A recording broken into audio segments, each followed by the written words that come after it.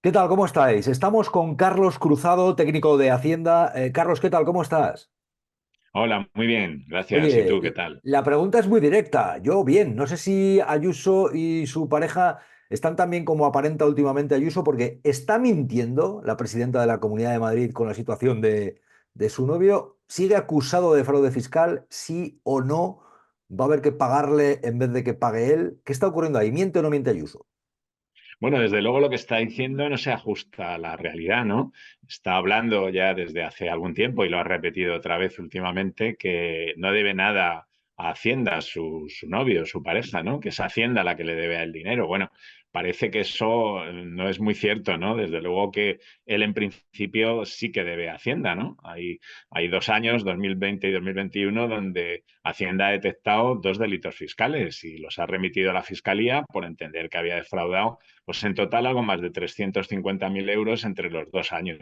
Por tanto, salvo que, bueno, la justicia acabara dándole la razón, en principio parece que sí que debe. Y de hecho, habrá dos actas vinculadas a delito, una por cada uno de esos dos ejercicios, que tendrá que liquidar, al margen del resultado que luego se produzca, ¿no? En el juzgado. Por tanto, ahora mismo su situación es la de una persona imputada, o ahora investigada, se dice, presentó la denuncia a la agencia tributaria tal y como correspondía, la presentó la Fiscalía a la vista de este informe de la agencia y por último, el último paso ha sido que la jueza ha admitido, ¿no?, a trámite esa denuncia y ha llamado a declarar como imputado o ahora investigado a esta persona, ¿no?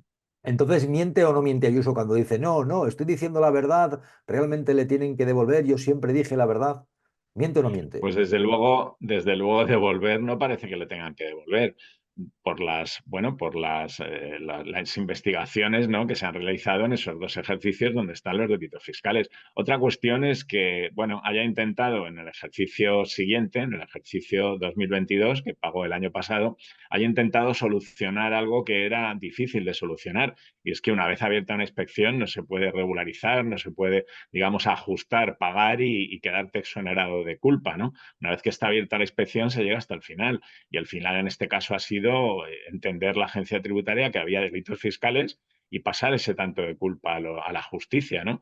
Por tanto, decir que no debe nada a Hacienda, pues no se corresponde con la realidad y decir que le debe a él Hacienda, bueno, a Hacienda lo que ocurre es que ha recibido un ingreso que no se corresponde con lo que tenía que haber pagado, ha pagado mucho más, sin duda intentando compensar. Se publicó que él había intentado anular aquellas facturas falsas. En definitiva, esto es más bien un reconocimiento, ¿no? Un reconocimiento de que en 2020 y 2021 pues pudo haber cometido, no sé si él entenderá que delitos fiscales, pero desde luego infracciones sin ninguna duda. Y esto es lo que reconoce al ingresar una cantidad que seguramente estaría calculada en función de la deuda del año 2020 y 2021, más intereses y seguramente calculando una pequeña sanción, ¿no? Esto es lo que habrá que ver al final, porque la sanción, al margen de la pena de prisión que se imponga, en el caso de que no se absuelva a esta persona, la pena de multa puede llegar hasta 6 veces la cantidad defraudada. O sea que todavía queda mucho recorrido para saber cómo acaba el tema, ¿no? Aunque, desde luego, de lo que se ha publicado, los indicios son que la agencia tributaria parece que podrá probar, ¿no?, que hay estas facturas falsas y que esto es lo que ha ocurrido, ¿no?, que ocurren estos delitos fiscales. O sea, el novio de Ayuso, digamos que le pillan con el carrito del helado en unos ejercicios y luego intenta arreglarlo en otro. Pues efectivamente, como no lo puede arreglar en aquellos ejercicios, si no se hubiera abierto una inspección, él podría haber presentado unas declaraciones complementarias 2020-2021 y haberlo solucionado sin llegar a tener ni siquiera una sanción si no te ha abierto antes una inspección la agencia. En este caso, como además son cantidades que superan los 120.000 euros, estamos hablando de delitos y esto ya no se pueden eliminar con esa regularización. Quizá lo que ha hecho ha sido intentar hacerlo una regularización de facto, ¿no? Un ejercicio después, en 2022, que desde luego no se corresponde con el pago que tendría que haber hecho en ese ejercicio, ¿no? Y por tanto, cuando se habla de que Hacienda le debe, pues parece, o que va a haber una devolución, parece que se quiera entender que Hacienda ha rectificado, que le había exigido una cantidad, y esto no es así. Él ingresó voluntariamente una cantidad muy superior a la que correspondía, intentando seguramente compensar esto, pero este no es el procedimiento. Podemos decir que desde luego en su momento no pareció estar muy bien asesorado, ¿no? Su asesor fiscal parece que fallaba un poco porque esto no es usual, ¿no?, lo que ha hecho. Ujú. Entre las cosas que ha hecho está el uso de facturas falsas, de sociedades pantalla, no sé, una especie de artimañas propias del defraudador. Pues sí, pero además es que debemos decir que tal y como se ha publicado, como se desprende de la denuncia de la Fiscalía que se publicó y algunas informaciones que han aparecido, pues ha sido muy burda, ¿no? Esa forma de aprovecharse de esas facturas falsas, ¿no?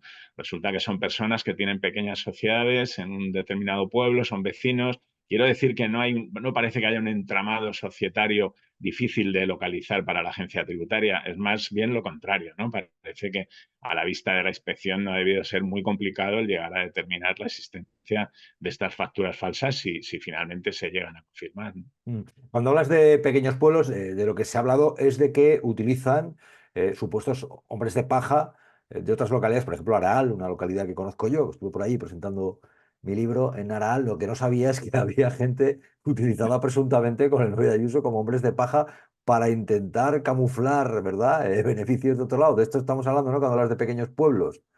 Sí, bueno, quiero decir que no parece que haya una estructura societaria compleja de la que hubiera que ir buscando el hilo para tirar, sino que parece ser ha sido muy fácil, ¿no? Con los cruces de la agencia tributaria, la información que tiene de terceros, pues parece que detectar que esas facturas no se correspondían con servicios, pues no ha sido complicado seguramente para la agencia, ¿no? Lo que pasa es que también se hablaba de, ¿no? de otros países fuera de España, en los cuales también había sociedades. Se hablaba de Sí, negocios determinados fuera, después de, hay que decirlo, igual que también se hablaba de abultados beneficios durante la pandemia, y luego, después de que además te forras, en vez de pagar lo que corresponde a la Hacienda española, con lo patriotas que son algunos de boquilla, luego se utilizan este tipo de artificios propios del defraudador. ¿O cómo? pues sí, pero estos servicios supuestamente prestados en el extranjero, en determinados países, tampoco digamos que estaba muy bien articulada esa argumentación, ¿no? De hecho, ha caído en cuanto que la agencia tributaria, digamos, ha rascado un poco en este tema, ¿no? A esto me refería con que parece que ha sido un tema algo burdo, ¿no? Cuando la presidenta decía que, bueno, que la agencia tributaria había ido a por él. Bueno, la agencia tributaria en este caso ha hecho lo que tenía que hacer, pudo incluir, digamos, en su plan de inspección a estas sociedades como consecuencia de bueno, de esos datos tan dispares entre el incremento importante de beneficios y la bajada de cuota a pagar, ¿no? Esto es algo que es muy fácil que salte y a partir de ahí, una vez que, bueno, la agencia abrió la inspección, pues también en el sentido de burdo decía este conglomerado pues parece que ha sido bastante fácil el levantarlo, ¿no? No ha sido muy complejo. Y la agencia tributaria, obviamente, en cuanto que detecta facturas falsas y una cuantía superior a 120.000 euros, es que no puede dudarlo, tiene que presentar esa denuncia ante la Fiscalía como así hizo. Muy burdo, pero fueron con ello. Y lo que pasa es que, claro, es muy curioso porque por una parte se habla patriotas que no declaran como conviene en la patria, en España. Y luego otra muy llamativa, porque Ayuso insiste permanentemente en que son los demás los que están mintiendo, del mismo modo que salió a hablar de una serie de poderes del Estado, todos con, ¿no? Que estaban poco menos que orquestados contra ella y contra su novio. ¿Esto realmente ha sido así? ¿O Eh, las instituciones y organismos del Estado han actuado conforme a lo que deben hacer?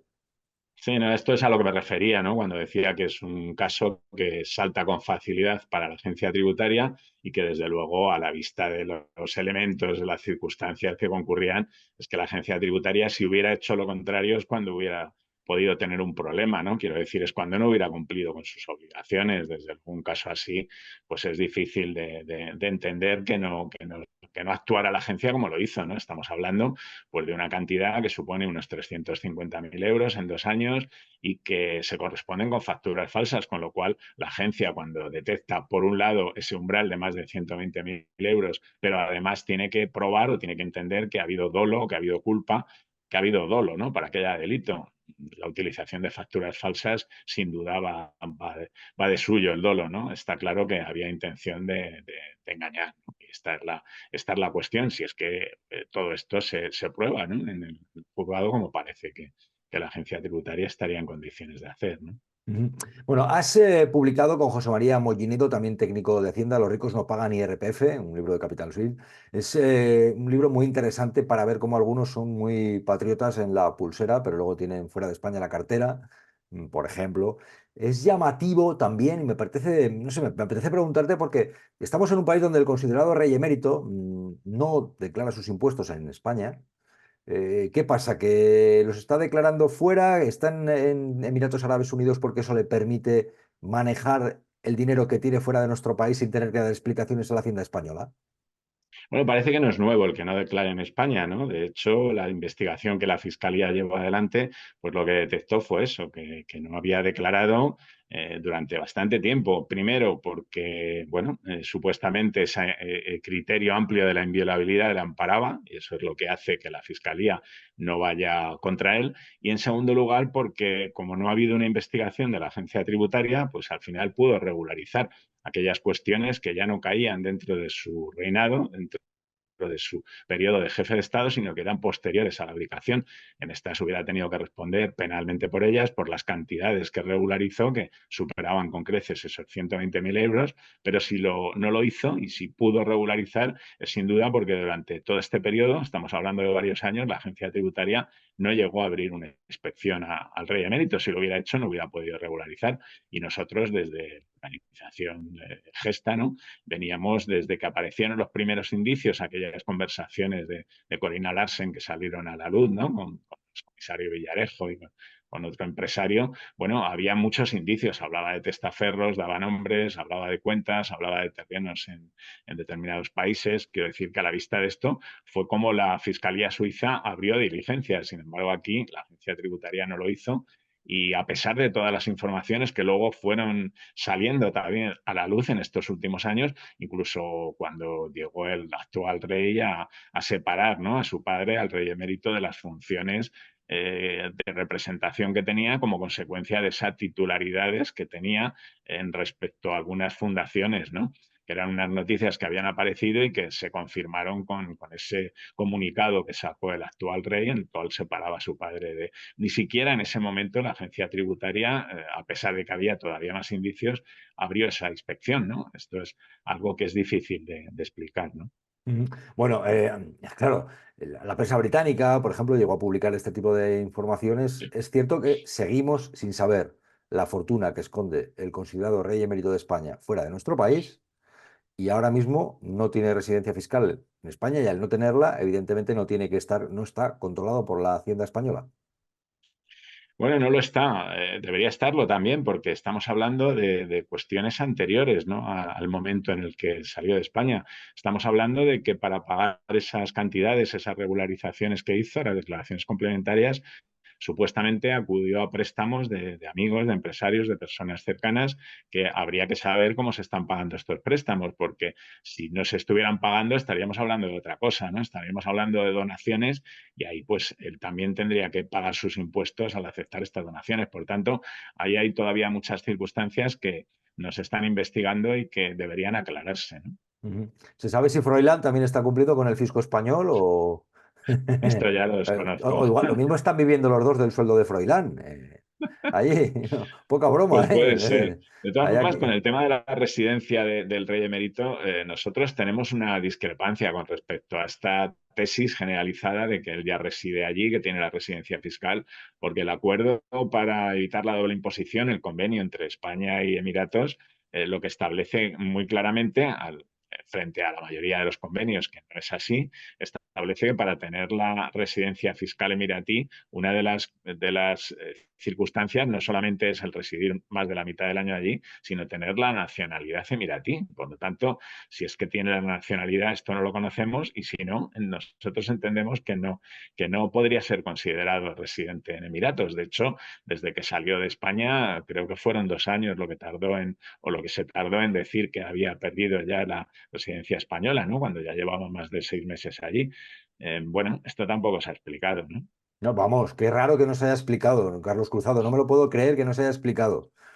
Oye, lo Bueno, mismo cuando estamos viene aquí. hablando, Igual cuando viene aquí viene a hacer la campaña de la renta.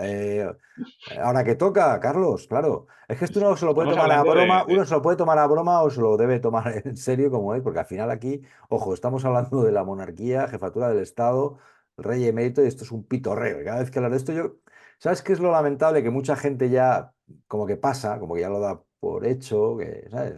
Lo asume y es una puñetera vergüenza. Ahora que toca hacer la declaración, la situación que hay es esa, ¿no? Estamos hablando de un libro como el vuestro, que habla precisamente, pues eso, los ricos no pagan IRPF, pues sí que vas a esperar en un país donde la figura política jefatura del Estado no cumple con el fisco. Que no declaraba, luego bueno, le van avisando para que pague un poco, luego se va a Emiratos Árabes, no se da explicaciones, no hay transparencia de nada. Pues, ¿qué podemos esperar de ahí para abajo, ¿no? Es que es así. Bueno, en el libro dedicamos un capítulo a Ya, ya. a esta cuestión, ¿no? Del rey emérito y sus irregularidades fiscales. Y A este caso aislado, ¿no? precisamente empezamos recordando aquella entrevista famosa hace muchos años que le hizo una periodista británica en la que él hablaba de que pagaba sus impuestos, que pagaba mucho, y le preguntaba a la periodista, ¿no? Si también como muchos españoles, pues engañaba al fisco de alguna manera. Él se reía, ¿no? Y decía, bueno, todo es tal. You're a king who pays taxes in this country like anyone else. And how? You're not going to tell me you're like every Spaniard who tries to avoid paying taxes. Ah, well, I can't say it, but probably they... It's important, though, isn't it? Is it important for a king to pay taxes? I think it is. Why?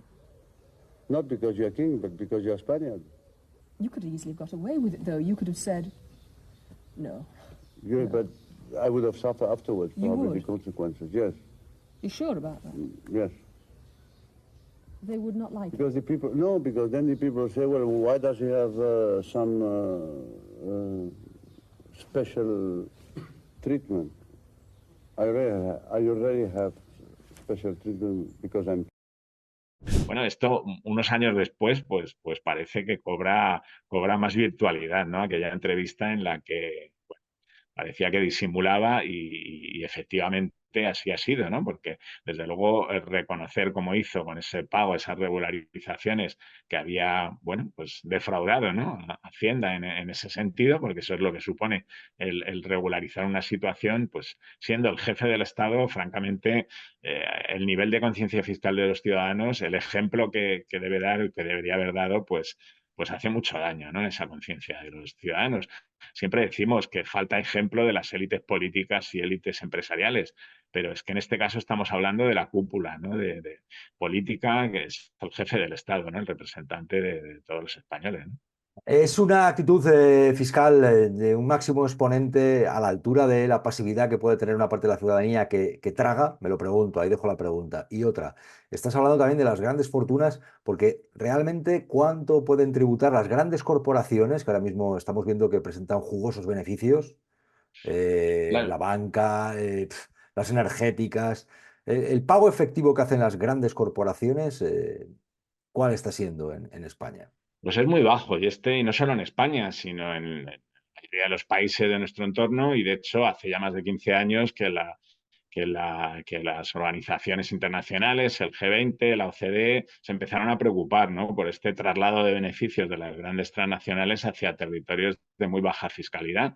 Se han ido adoptando una serie de medidas intentando mitigar esto. Es muy complicado, ¿no? Va pasando el tiempo y sí, se van adoptando algunas medidas. Ahora se acaba de adoptar la del 15% mínimo que deberán pagar estas grandes transnacionales, pero va muy lento esto, ¿no? Y de hecho, el segundo pilar que se estaba viendo, aparte del tipo mínimo, que también era el de que se repartiera entre los países donde realmente tenían su actividad, obtenían sus beneficios, que se repartiera la cuota del impuesto, esto está muy paralizado todavía, ¿no? Me hablabas de tipos, bueno, en España puedo decir que de las 140 aproximadamente grandes transnacionales, matrices españolas de grandes grupos, alrededor de 30 a 35 están pagando de tipo efectivo menos del 5%. Y esto computando ya los impuestos pagados fuera, ¿no? Porque durante años hemos visto las críticas de la COE, de algunos sectores, cuando la agencia tributaria publicaba sus datos con los tipos efectivos de lo que pagan las pymes frente a las grandes empresas, ¿no? Y vemos que estaban duplicando ese pago siempre decían que era porque comparábamos el resultado global con los impuestos solo pagados en España, ¿no? Pero desde hace ya como 5 o 6 años ya la agencia publica lo que es el informe país por país que tienen que dar a las agencias tributarias las grandes corporaciones, las que facturan más de 750 millones de euros, y ahí vemos que ya computando lo que pagan fuera, pues estamos en esos tipos. O sea, en realidad ni pagan dentro ni pagan fuera, ¿no? Y esto es algo, pues, desde luego que conlleva un sistema o una injusticia en el sistema tributario importante. Nosotros le damos título al libro Los ricos no pagan IRPF, tomando una frase que en su día dijo José María Aznar y que repitió Pedro Sánchez 20 años después. Quiero decir que allá hay un acuerdo, hay un diagnóstico de que efectivamente no se retratan las grandes fortunas en el IRPF porque utilizan sociedades, pero claro, utilizan muchas veces grandes sociedades y vemos que tampoco pagan en sus justos términos, ¿no? Por no hablar de los impuestos sobre la riqueza. Sabemos lo que está pasando en nuestro país con la competencia a la baja de las comunidades autónomas, precisamente en los impuestos cedidos, que son los de la riqueza, además del IRPF, el impuesto de patrimonio y el impuesto de sucesiones, con lo cual al final pues nuestra conclusión es que estas grandes fortunas no pagan IRPF, pero tampoco pagan en sus justos términos pues ni impuesto de sociedades, en muchos casos ni impuesto de sucesiones ni patrimonio, ¿no? Remarcamos la frase que dices que dijo Aznar y que ha dicho Pedro Sánchez, es... Sí, efectivamente es el título del libro y hemos cogido esa frase, dijo, los ricos no pagan IRPF. Es verdad que Aznar lo decía en el año 98, cuando iban a plantear una reforma que bajaba los tipos del IRPF y que la oposición, el Partido Socialista entonces, le decía que iba a favorecer a los ricos, ¿no? Y precisamente Aznar decía que no les iba a favorecer porque los ricos no pagan IRPF, ¿no? No aparecen en el impuesto sobre la renta. Llevaba razón, pero es que 20 años después en el 2018 dijo lo mismo Pedro Sánchez, los ricos no pagan. Él lo decía en sentido contrario, que había que hacer que pagaran, ¿no? Pero lo cierto es que años después, ni después, más de 20 años o de casi 30 años desde que lo dijo Aznar y unos 5 o 6 desde que lo dijo el presidente Sánchez, pues seguimos en la misma situación. Quiero decir, han hecho un diagnóstico, hicieron un diagnóstico, pero no han tomado las medidas necesarias para hacer que paguen, ¿no? Pues que esto es a lo que obliga la Constitución, el artículo 31 de nuestra Constitución, en base al cual siempre decimos que Hacienda somos todos, ¿no? Bueno, pues desde luego a la vista de esto y de muchos otros temas que planteamos en el libro, parece que Hacienda somos casi todos, ¿no? Y al mismo tiempo hay trabajadores, hay autónomos, hay pequeños empresarios que dicen el pago de Hacienda pivota sobre nuestro esfuerzo. ¿Llevan razón en eso? Pues, Hay una pues gran lleva carga en razón, sí. trabajadores. ¿Llevan la razón? Lleva razón, si analizamos el impuesto sobre la renta, vemos que año tras año, desde hace tiempo, más o menos son los mismos porcentajes los que recaen sobre rentas de trabajo por un lado, rentas de capital, actividades económicas. Desde luego, el grueso del impuesto sale la recaudación del gravamen a los impuestos a los rendimientos de trabajo, tanto de trabajadores como de pensionistas. Luego, en una parte muy inferior es la que viene digamos, de las actividades económicas y todavía en un porcentaje más pequeño es el de rendimientos de capital. Desde que se separaron las tablas para tributar por el capital con respecto a los rendimientos de trabajo, que como sabemos es mucho mayor la escala general a la que tributan los trabajadores y las actividades económicas, pues resulta que el impuesto ha ido perdiendo progresividad, ¿no? Desde los años, principio de los años 80, con esas tesis de Thatcher y de Reagan en Estados Unidos y en Reino Unido, por la que, bueno, para la economía lo bueno, según sus planteamientos, era reducir los impuestos de grandes empresas y grandes fortunas. Esta ha sido una tendencia, no solo en España, sino en Europa, y esa tendencia se acabó contagiando a los partidos socialdemócratas. Nosotros recordamos en el libro esa frase de Zapatero que decía que bajar impuestos era de izquierdas, ¿no? Esto seguramente ahora no lo diría, ¿no? A la vista de las circunstancias actuales, pero hay que decir que los sistemas, el español también, han ido perdiendo progresividad y esto ha contribuido a que el incremento de las desigualdades que estamos viendo en los países desarrollados cada vez sea mayor, ¿no? Ujú. Unas preguntas que te hago prácticamente de fogueo. Te pido respuesta breve. Cuando vemos estos días los juicios por el tema de Rato, de Zaplana, y se habla de cómo se llevaba el dinero a países del extranjero, ¿qué pasa? ¿Que era porque daba más el sol y se iban por ahí a bañarse en la playa? ¿O es porque buscaban paraísos fiscales o lugares donde esconder el dinero? Sí, claro, buscaban esos paraísos fiscales, mal llamados paraísos fiscales. Ahora, afortunadamente, hace poco el diccionario de la RAE ha modificado la definición, ¿no? Porque leías la definición y era idílico, ¿no? Eran territorios que ofrecían condiciones muy buenas para los inversores. Ahora ya se ha modificado en el sentido de que son refugios fiscales, ¿no? Donde se ocultan patrimonios y así se ha hecho durante tiempo. Antes era, en estos ejemplos que me dices de hace 20, 30 años, el dinero se llevaba en maletines. Ahora no es ni necesario eso, trasladarlo físicamente, ¿no? A través del sistema bancario, pues es muy fácil el acabar derivando, ¿no? El dinero hacia territorios que van cambiando, porque a medida que va creciendo la presión ocurrido en Europa con Suiza, con Andorra, bueno, pues ahora se traslada ese dinero de estas grandes fortunas hacia otros territorios, como puede ser Singapur y otros, ¿no? Hace muy poco se publica un estudio sobre digamos, las cantidades, los dineros, los patrimonios de las grandes fortunas de los distintos países ocultas y para España se habla de 140.000 millones de grandes fortunas que están todavía en territorios opacos de los que no hay noticias, ¿no? Ocurrió en Suiza hace unos años y también lo hablamos de ello en el libro con la lista Falciani, recordaréis, en 2010, cuando llegó esa lista de personas de fortunas, que había unos cuantos españoles con dinero oculto en Suiza en ese momento. Bueno, la agencia tributaria en ese caso no abrió tampoco inspecciones, es algo similar a lo que hablamos del rey emérito, ¿no? Dio la posibilidad de regularizar y de hecho la familia Botín pues pagaron más de 200 millones de euros y con eso evitaron pues sanciones importantes y desde luego responsabilidad penal en la que hubieran incurrido de haberse abierto inspecciones en su momento. Bueno, otra de las cuestiones que tratamos en el libro, ¿no? Que precisamente hablamos de amnistía fiscal, ¿no? En el sentido similar al de 2012, ¿no? De Cristóbal Montoro. Remarcamos esa cifra que dices de dinero oculto. 140.000 millones es una estimación de uno de los últimos estudios a nivel internacional que se ha publicado de grandes fortunas españolas en paraísos fiscales, o en refugios fiscales, o como nos gusta a nosotros denominarlos mejor, guaridas fiscales, ¿no? De patriotas todos. ¿Tenéis una equivalencia de qué se podría hacer con ese dinero? ¿Habéis hecho algún estudio alguna vez qué se podría hacer con ese dinero? Por ejemplo, Bueno, no hay más. por los servicios públicos, por ejemplo. No sé si. Sí, no hay más que ver las cuentas públicas y ver, bueno, pues que se pagarían prácticamente todas las pensiones de un año, ¿no? O una buena parte de las pensiones de un año.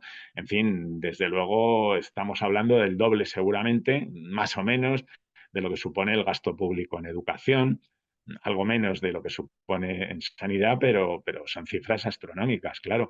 Estamos en unos niveles de fraude fiscal y de economía sumergida también en España, superando con creces a la mayoría de los países de nuestro entorno, ¿no? A los que tendríamos que parecernos, a Alemania, Países Bajos, a Francia.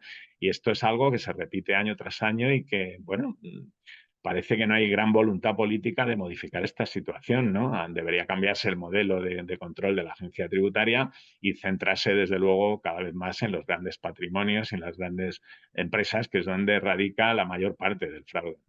Hay una que te quiero preguntar por gente que conozco, que me lo están contando, de la hostelería. No quiero generalizar a toda la hostelería, ¿eh? Claro, hay gente sacando pecho porque en España el turismo va viento en popa. Bueno, pues vale, bien. Pero también hay gente que se está quejando porque se calienta el precio de la vivienda y no pueden acceder a un techo y es muy caro vivir, por ejemplo. Y hay gente que me está contando, sí, vale, la hostelería, vale, hostelería, pero todavía sigue esto de te pagamos una parte en A y otra en B, o te decimos vas a cumplir Pues tantas horas, pero luego cumples otras muchas más y eso te lo pagamos en B. ¿Sigue funcionando eso? parece que sí, ¿no? De los datos que se desprenden de la inspección de trabajo, de datos que se van publicando y sobre todo teniendo en cuenta que es un sector, el de la hostelería, el del turismo, en el que se mueve mucho dinero en efectivo y por tanto es más factible el que haya un nivel de economía sumergida más alto que en otros sectores en los que esto no es así. Habiendo dinero en efectivo y, bueno, estas cajas que pueden hacer determinados, no generalizamos efectivamente, pero en determinados servicios de hostelería, pues se hacen unas cajas enormes en efectivo que posibilita el que a alguna parte de sus trabajadores, a sus trabajadores, pues se les pague una parte en B, efectivamente, ¿no? Esto es algo bueno, está relacionado, como digo, con ese sector y con el uso de efectivo, claro. Ujú. ¿Te atreves a dar un titular o una sinopsis muy breve, un poco a modo de resumen de lo que hemos hablado, de lo que dirías de actitudes que estamos viendo con Hacienda, ¿de acuerdo? De personajes que te voy a decir, ¿de acuerdo? Capacidad de síntesis, vamos a por ello, ¿eh? Por Venga. ejemplo, ¿cómo definirías la actitud respecto a Hacienda del novio de Ayuso? Bueno, la de si se demuestra efectivamente que esto ha sido así, como parece, pues la de un defraudador como otros, ¿no? Que hay, claro. La actitud de Díaz Ayuso respecto a lo que estamos conociendo de la Pues acusación de fraude a su novio, ella saliendo a desmentirlo, diciendo que hay una conspiración de poderes del Estado que van contra ella. No sé, ¿cómo definirías la actitud de Díaz Ayuso Pues con desde respecto a la luego Hacienda? no una actitud ejemplar en cuanto a la necesidad de hacer pedagogía fiscal, ¿no? Se están defendiendo comportamientos que desde luego, bueno, al margen de lo que se decida en los tribunales, parece que ha habido reconocimiento de que ha habido defraudaciones, ¿no? Se ha publicado que esta persona intentó un acuerdo ya con la fiscalía y admitiría los delitos que había cometido, ¿no? Por tanto, bueno, pues no es el mejor ejemplo. Antes me refería a esa falta de ejemplo de las élites políticas y esto lo incardinaría ahí, ¿no? ¿Es patriota o no es patriota la actitud que está teniendo Ayuso, por ejemplo, con este tema? Porque se llena la boca mucho de Bueno, patriotismo. ¿Es esto, patriota o no es claro, patriota? cuando hablamos de patriotismo, habría que entender, ¿no?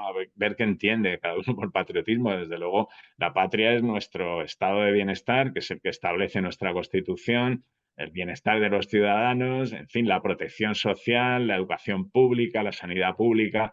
Bueno, este es el patriotismo, ¿no? El patriotismo es que cuando hablamos de impuestos tenemos que hablar siempre de la otra cara de la moneda, que es a dónde van los impuestos. Y van desde luego a esto, al margen de que haya más o menos corrupción, que desde luego hay que condenarla y que también ahí los partidos políticos tienen su responsabilidad, pero lo cierto es que el grueso de nuestros impuestos van a pagar esas pensiones, van a pagar la sanidad pública, la educación pública, las prestaciones sociales. Las comunidades autónomas, más del 80% de su presupuesto se va en esto, ¿no? En gasto social.